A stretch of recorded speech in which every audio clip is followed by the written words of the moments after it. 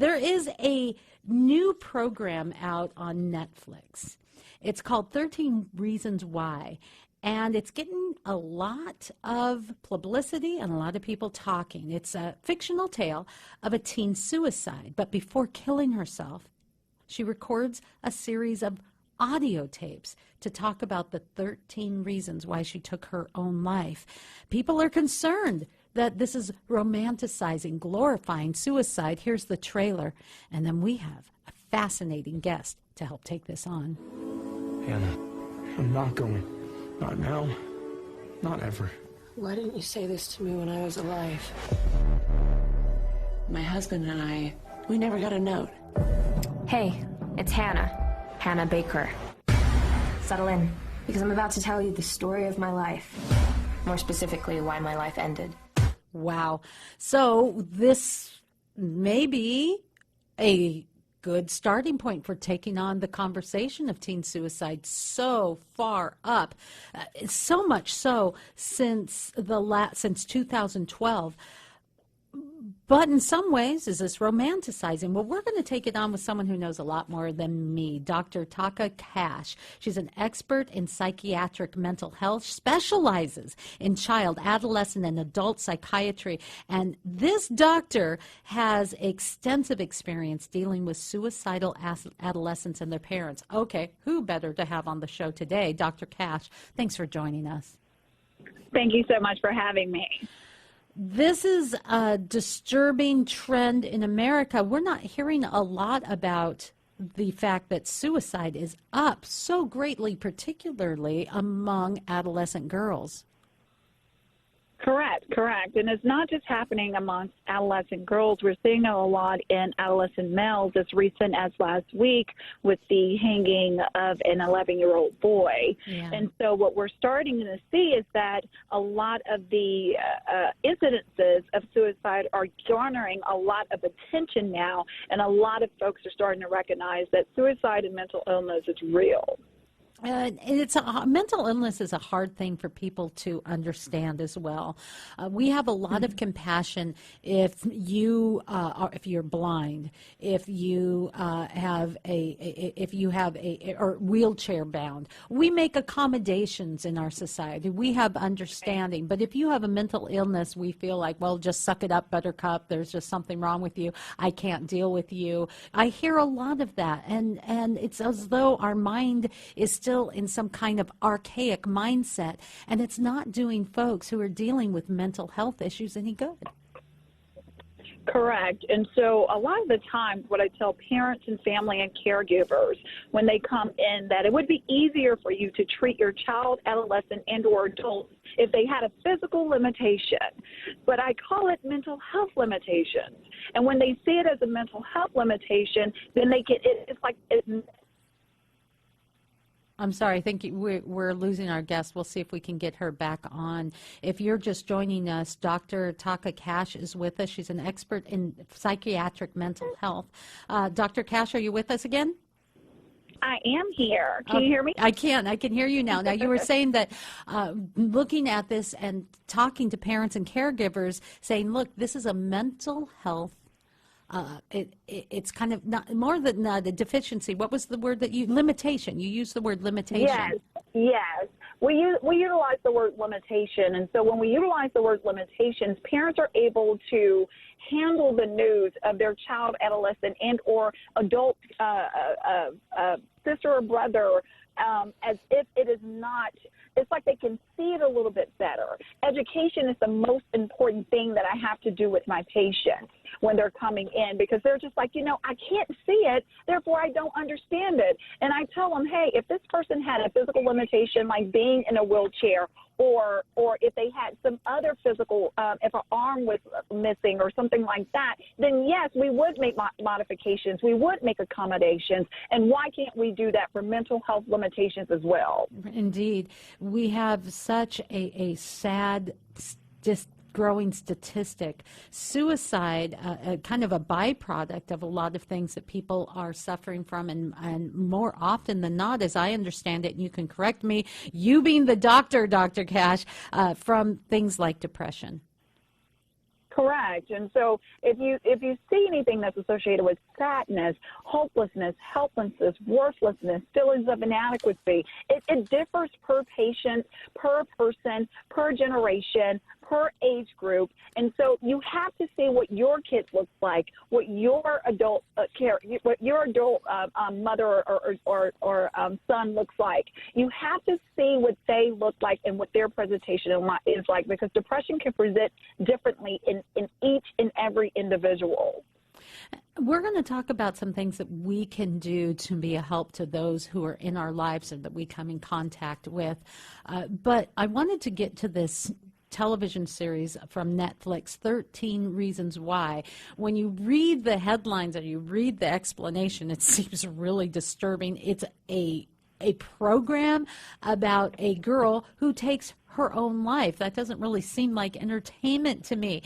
And after her life, she had recorded a series of audio tapes designed to reveal these 13 reasons why she took her own life. And some are saying that it's romanticizing of teen suicide, and others are saying, hey, no, it's opening up a conversation. I want to get your expert opinion. If you're just joining us, Dr. Taaka Cash is with us. She actually is specializes. She's an expert in adolescent and adult psychiatry, and she deals with suicidal adolescents and their parents. So it's really, really the best person to have on the show right now. What are your thoughts on this show, 13 Reasons Why? My thoughts are to making a connection between the fact that this show is romanticizing suicide is very dangerous. It suggests that creativity and mental illness are somehow like they're correlated, and there is no correlation between the two. When I watched this series, I was completely just in awe. I thought that they were spot on when it came to bullying, when it came to suicidal ideations, when it came to suicide attempts, when it came to actual attempts, when it came to families and how families of those who are affected and those who are affected by suicide, how they handle situations. It talked about the school. It talked about the school systems, the teachers, the counselors, how we all play a role in educating the adolescents, and how you can have one teen or many teens that are in your school and miss the signs of depression, miss the signs of anxiety, miss the signs of suicide. And there was one parent that was in the series that said, you know, my daughter, she was right here. How can I miss this? How could I have missed this? And too often I hear parents coming into my office and they're actually articulating those same words. Dr. Cash, I was right there. That child was right under my own roof. How could I miss this? Just like I had a kid who was 11 years old, came to his parents a few weeks ago, and he said, you know, Dad, his dad was putting him to sleep, and he said, you know, I've been thinking about this a really, really long time. And I really want to hang myself. And he just said it just like that. And so his dad was completely just, whoa, where did you hear this from? And we have to recognize that our kids, they're hearing this 80% of the time from their peers at school.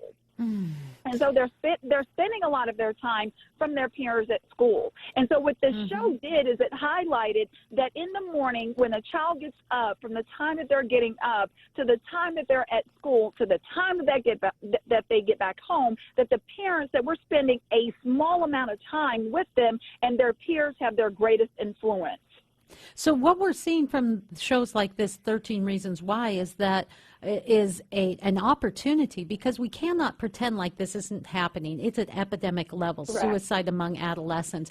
We can't just not talk about it and expect it to go away, which we like to. If we just ignore it, it'll go away. It will not. And it's time that we bring it to the forefront. That's why we're taking it on today, live from Seattle. Now, Dr. Cash, we only have a minute and a half or so together to finish our conversation, and there's so much I want to get to, but particularly for folks who are listening, from your expertise, what can we do when we know that we're dealing with someone that may be suffering from depression or anxiety or has some of these changed behaviors?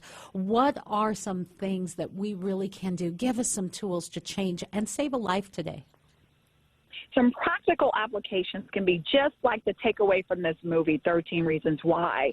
Be proactive and not reactive. A lot of people only reacted after this person committed suicide. Then they put up posters. Then they were advocates. This story is saying be an advocate on today. Be an advocate before I am buried 6 feet deep. Be an advocate, actually be present, listen, care, know that I am there. So that's what these kids and these adolescents and also these adults are crying out for. Hey, I just want to know that you're here, that you're listening, that you care, and that you're present for me. Wow. And that can really make a difference. I mean, that seems really simple. Yeah. We think that, okay, I'm not an expert. I'm not Dr. Cash. I don't have a degree. But you're saying that I can make a difference in people's lives just by being there, that human touch, the human ear, right, and caring, a prayer, whatever it may be, knowing someone's there can make a difference. That's exactly right. And even the young lady that committed suicide, that was her number one thing, that no one was listening to her, that she felt like no one was present, that no one was here, that even she even mentioned one great quote from that movie. It's really interesting how I see my parents, but they don't see me, but I see them seeing me. Like, it was so interesting and profound. And so what she was saying is, I am here, but I'm non-existent. Wow. I'm here, but nobody's listening. Dr. Cash, you're very empowering. You've taken a very complex issue, and you really have given us hope, because what you're giving us today is saying that every person that's listening to your voice right now, and as you're listening today, you realize, wow, that's something I can do. I can listen. I can be there. I can give a phone call. I can check on people. I can invite someone to coffee. I can stop being so busy and love my neighbor, because that's really the golden rule. I can do that. It doesn't take a psychology degree. It just takes me walking in love. You are so fun to talk to. See, that's a lot of hope in a really depressing, kind of sad statistic that we're dealing with in America. But there is really hope, and it starts with each one of us. Dr. Taaka Cash. Now, we can find you at privyoasis.com. She's an expert in psychiatric mental health and a great guest to have on. Thanks for joining us today. Thank you so much for having me.